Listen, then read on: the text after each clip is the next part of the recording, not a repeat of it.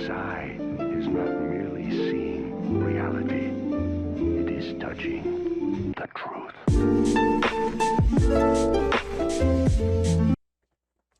Hello everybody, my name is Zeotrax, and sorry that this review is a little bit late. Today, we are going to be doing a review off of Spider-Man No Way Home, now that it is officially out. I did want to kind of put this review off a little bit, just so I could fully get my thoughts and feelings. I haven't written a script yet, but these are kind of my thoughts. So, as always, I'm going to be doing a non-spoiler section, and then the rest of the video will just be spoilers. But I think what I should do from now on, kind of like what a few other YouTubers do, is give my grading of the movie first. So, yeah, Spider-Man No Way Home, directed by John Roth, stars Tom Holland, Willem Dafoe, Benedict Cumberbatch, Alfred Molina, Zendaya, Jamie Foxx, and pretty much Spider-Man, everybody knows who he is. So he goes to Doctor Strange to make everybody forget it, but then he accidentally messes up the spell. So now villains from other Spider-Man movies come back because they know who Peter Parker is, and it's a whole other thing. First of all, favorite Spider-Man movie. I love it. It is my favorite ever. It was first Into the Spider-Verse, which I still love to death, but this is really my favorite Spider-Man movie now. And again, I'll go into spoilers to be more specific. And all the gripes I have, yet again, they're spoilers. So, yeah, it was just so good. It was so great seeing these characters that we know and love from the other movies interact with each other. I definitely loved seeing, like, I loved seeing Lizard and Electro interact. It's fun. It doesn't, like, beat you over the head with nostalgia. It's more so just like, yeah, these guys are back, and it's... Alright, I have to get into spoilers. So, just 10 out of 10. Like, that is the genuine grade I am giving this movie. So, yeah, 10 out of 10. Now time to get into spoilers. I could just outright say that they're there, but now I'm gonna wait a bit. Some of my, hold on, my audio was probably, like, all messed up because it's a mess. Some of my favorite moments of the movie were yet again just when all the characters were interacting. I definitely liked seeing how I liked seeing how some characters reacted to, like, seeing other characters. And what I love is that these aren't, like, variants. And they didn't, like, Ralph Boner us from WandaVision. Boner. Speaking of which, I gotta get back to watching the Spider-Man, I mean, not the MCU shows that there are on Disney Plus. So maybe do a live stream of that, maybe. But yet again, loved seeing the characters interact with each other. Some of my personal favorites were kind of like the scene where they're all contained and trapped, like seeing Lizard and Electro kind of banter with each other. It's classic MCU banter, but it's because with these two characters that we know and love. It's just because they're from the Amazing Spider-Man movies, and yeah, that's kind of a shame, because I do want to get into that in a bit. It's just fun, and you know, they do acknowledge that he was bald. They do acknowledge that Electro was balding. He had, like, crooked teeth, and now he is normal again. And you know, they don't acknowledge Lizard's design change. I think that was just more so for the movie. They don't, like, exactly acknowledge his design change. But yeah. Something I was disappointed with was just that Sandman throughout the entire movie until the end. He was just a sand monster, and I think that's because Thomas Hayden Church, I think, couldn't be there on set. Maybe he didn't want to. Maybe it's because, like, spoilers and all that. Maybe he just didn't want to be on set. Or he couldn't be on set because of COVID related reasons. So, yeah. And the same as Lizard. but it's whatever. I think Lizard works more because we don't really need to see him as Dr. Connors. Another problem I kind of do have is that they talk about, how they got there. Green Goblin stabbed by his glider, then went to the Spider-Verse, then he went into this movie. Doc Ock, it was explained that he transported before he became good, so that makes sense. Electro, he was like getting charged with electricity. They don't explain how Sandman and Lizard get there, which is a bit weird, but it's whatever. It's whatever. It doesn't bug me that much. This was just an entire blast all the way through, honestly. The visuals, I think the visuals were great. The soundtrack, oh god, the scene where we first see Otto, when we first see Doc Ock, you can hear his theme. And although it's not that part, it's still good to, it's still great to hear. And Electro's theme, not many people talk about that. That does play for a quick moment. The soundtrack's amazing. And yeah. And Green Goblin is the main villain here, and he chews up the scenery. First of all, it is ear candy. It is pure ear candy to hear Willem Dafoe's voice. It's just, he just has, there's something unique about his voice that I can't quite explain. It's like, you just watch Spider-Man 1 or The Lighthouse or even Death Snow. But there's just something about his voice that is just so, it's just so pleasing to hear. And he chews up the scenery so much. Willem Dafoe is honestly the best, one of the best parts of this movie, and he is terrifying. There's this scene where Peter's just beating the absolute shit out of him. It, like, he wants it, like, he's just beating him, and he's just laughing. He's just laughing. It doesn't do anything to him. I do wish we got to see his green suit, the Sam Raimi suit, a bit more, but whatever. I like the new suit they gave him. Okay, I guess now is the time I talk about Toby and Andrew.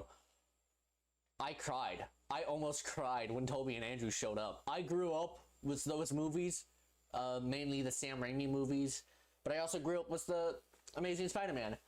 So it was just great to see them, and I'm glad Andrew was in this movie. Because, you know, most people, they aren't going to like Andrew because of the movies he was in. But this movie gave Andrew the redemption that he needed. It proved that Andrew is a worthy Spider-Man.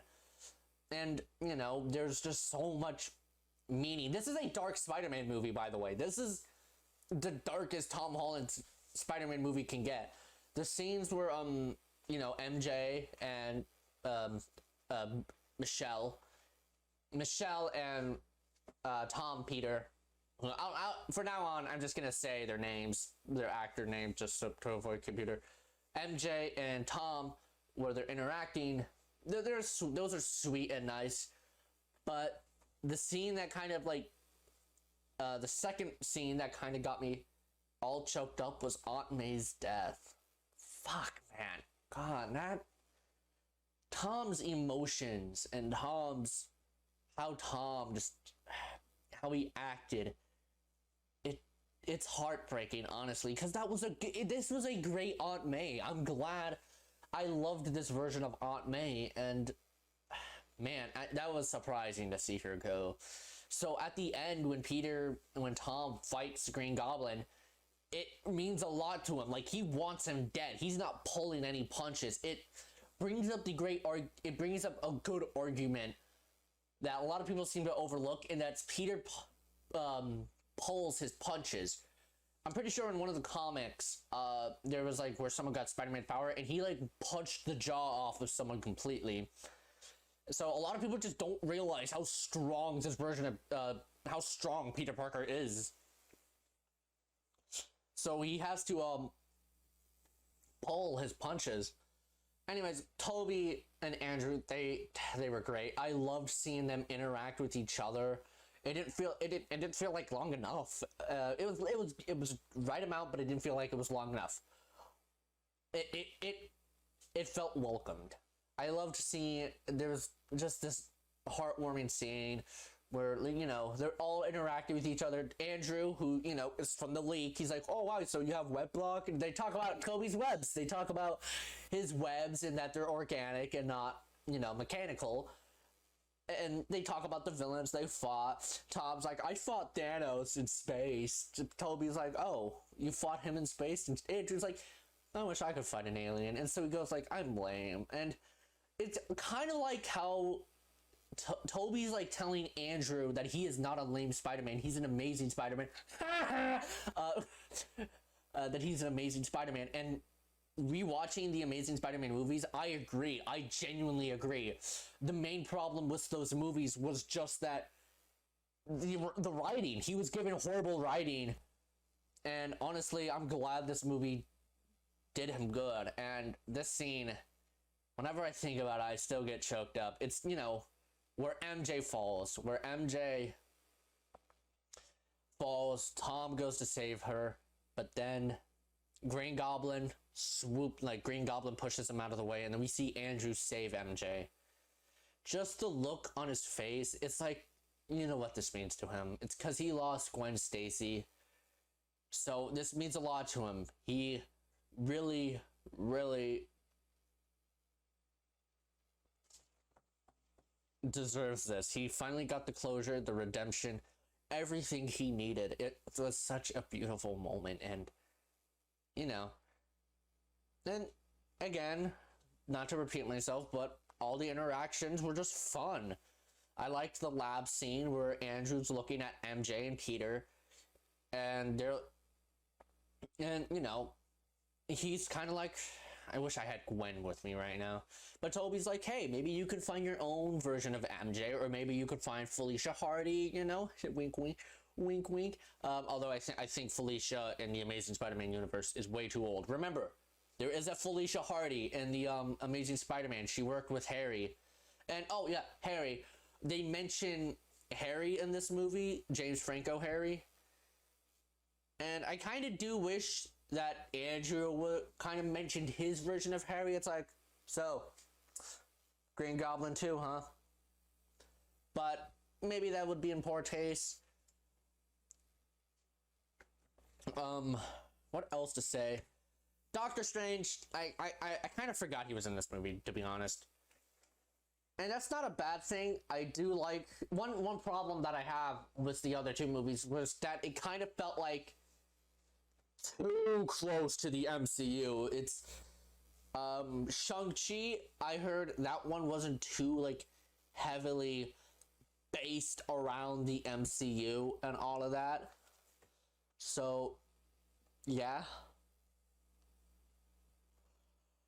But yeah, Doctor Strange, I do think him and Peter's interactions are pretty funny. They're pretty cool.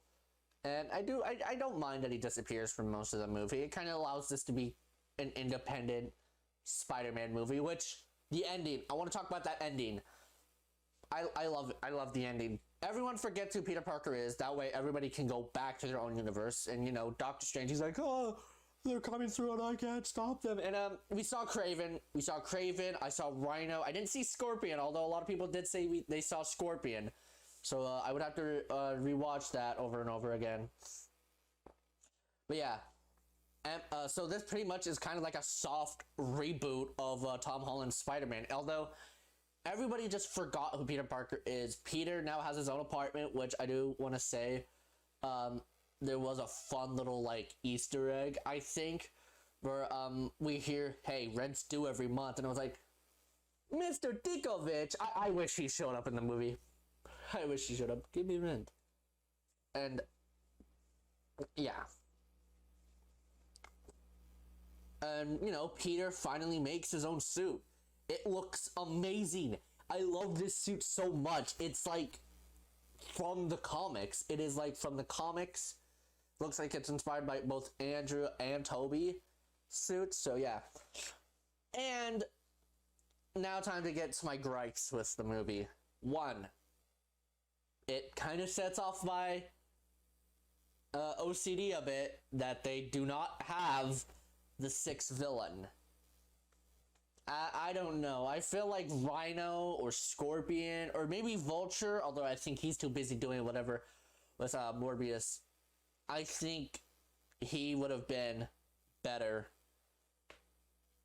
I don't know. The Sinister Five kind of bugs me. Sandman and Lizard, when they become humans, if you pay attention to it, reused footage from Amazing Spider-Man and Spider-Man 3. Yeah, again, I think just because of COVID restrictions, they couldn't appear on set. But it was cool. It was cool seeing them again, even if it was reused footage. I don't think I have any other complaints. I wish we got to see more of the Toby suit. I did notice that there's only like two good where there's like a few. There's only like a handful of shots where we get to see Toby's suit, and it's whatever. It's a good amount. Now, the end credits. I'm not talking about the Doctor Strange trailer because I actually kind of like. I'm just gonna wait for it to come out because I didn't want to get my dad waiting, waiting through more credits. But bit disappointed what they're doing was Venom. Obviously, it's Venom, but I kind of wish that Tom Hardy Venom could stay there, but no, he got pulled out of that universe because everybody forgot who he was. But a piece of the symbiote is there, so I'm thinking in Doctor Strange Multiverse of Madness, he's gonna get brought back, and then he's gonna get brought back, and then the symbiote's gonna attach to Peter. He gets the black suit, and then the symbiote kind of detaches from him and kind of mixes in with Venom's symbiote, and then he gets the White Spider and spider powers. That's just what I think is gonna happen. Yet again, Spider-Man No Way Home gets a 10 out of 10. This video is 17 minutes long, and I'm glad it is, because I probably still have a lot more I want to say about the movie, because it is genuinely one of my favorite movies. It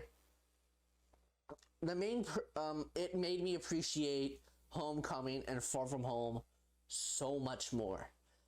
His recklessness, him being irresponsible, him always having to be babysat, that was needed for his development. Really, this trilogy is kind of just the origin of Peter Parker in this universe. It doesn't beat you over the head. It doesn't. All that was needed for his development, pretty much, and